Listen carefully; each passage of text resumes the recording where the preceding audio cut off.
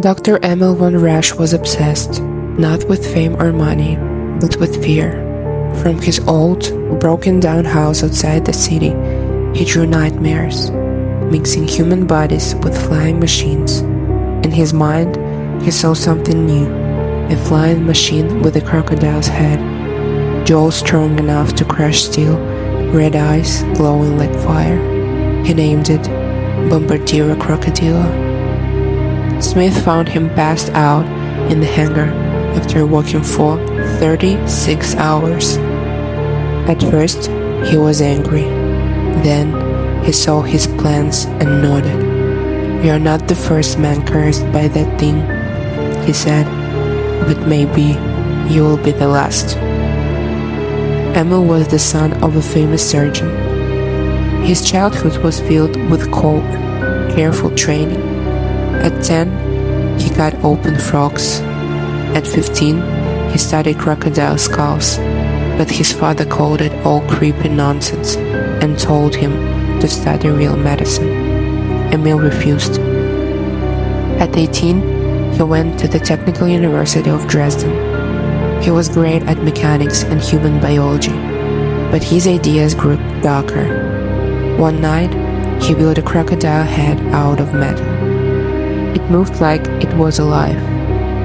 When it broke, guards found Emil crying over it, ashamed but proud.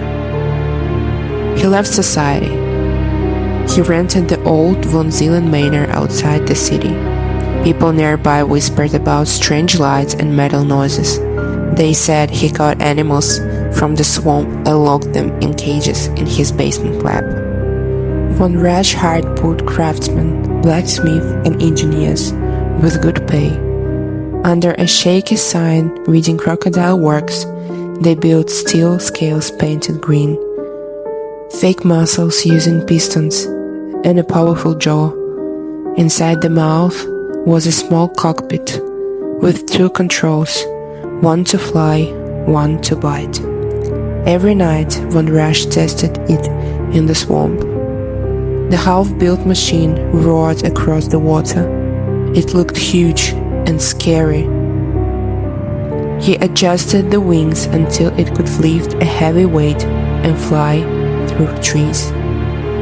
By autumn, Bombardiro Crocodilo was finished. It was 40 meters wide.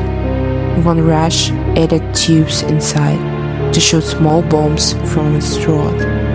On Halloween night, Von Rasch wore a leather flight suit and red goggles.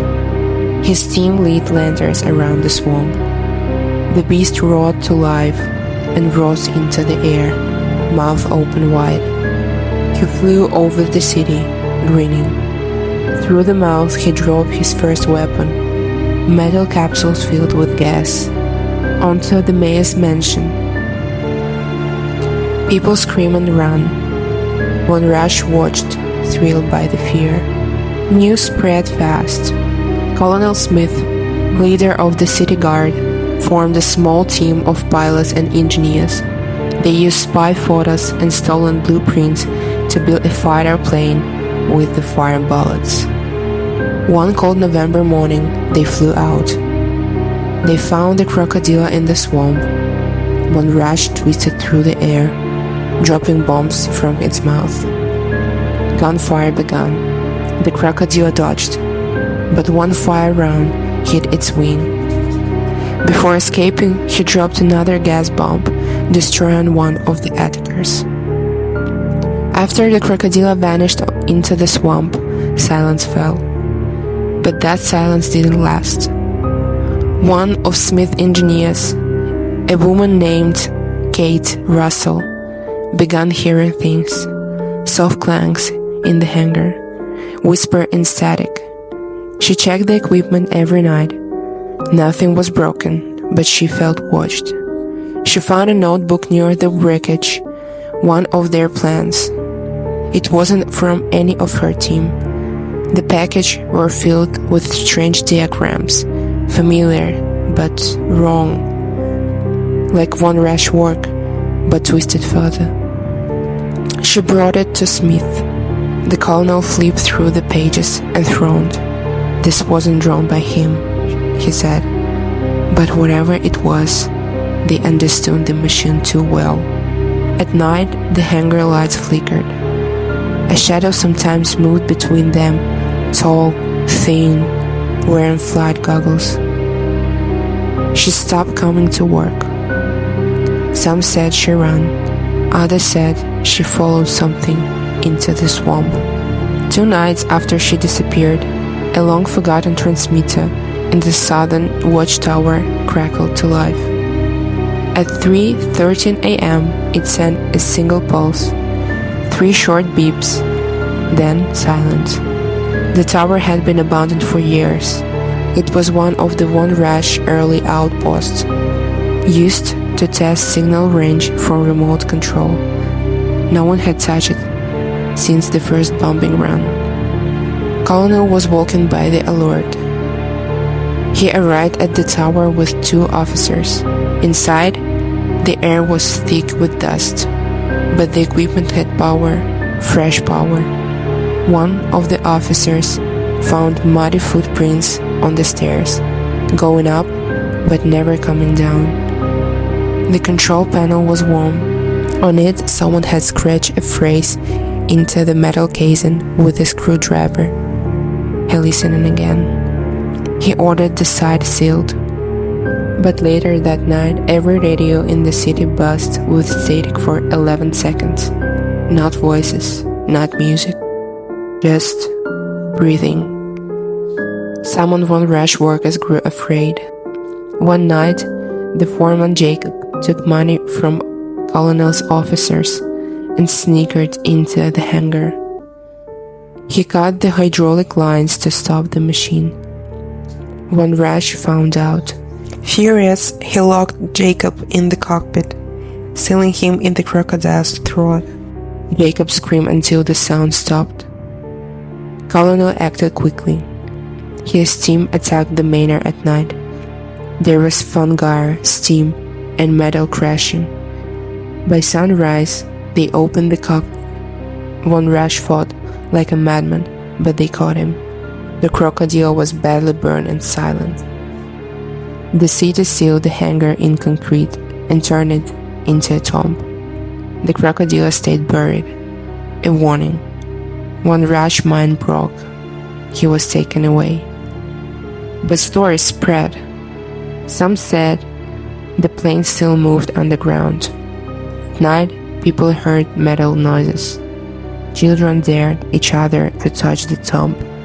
Some never came back. Years passed. The world changed. The war was over, and Von Rasch was forgotten until the earth cracked. One spring morning, tremors rippled through the old swamp. A deep groan echoed under the concrete tomb. Nearby trees bent as if someone exhaled beneath them. Then came the sound, metal on metal, like gears grinding in their sleep. By nightfall, the tomb had cracked. The workers who came to inspect it never left. All that remained were 2 twisted flashlights and a melted boot. People whispered again. The government sent a drone. It dropped through the broken roof and vanished. Its last image was static, then red eyes in the dark. 2 weeks later, radio stations caught something flying low, fast, heavy, and silent. It passed over the city once, leaving no mark. But dogs howled for hours, and machines refused to turn. The crocodile had returned. No one knows how. The cockpit was empty. Some say it filled itself now, guided by memory or hunger. Smith vanished soon after. His house had found abandoned. His journals burned. One page survived, blackened at the edges. It read, "It was never dead, just dreaming."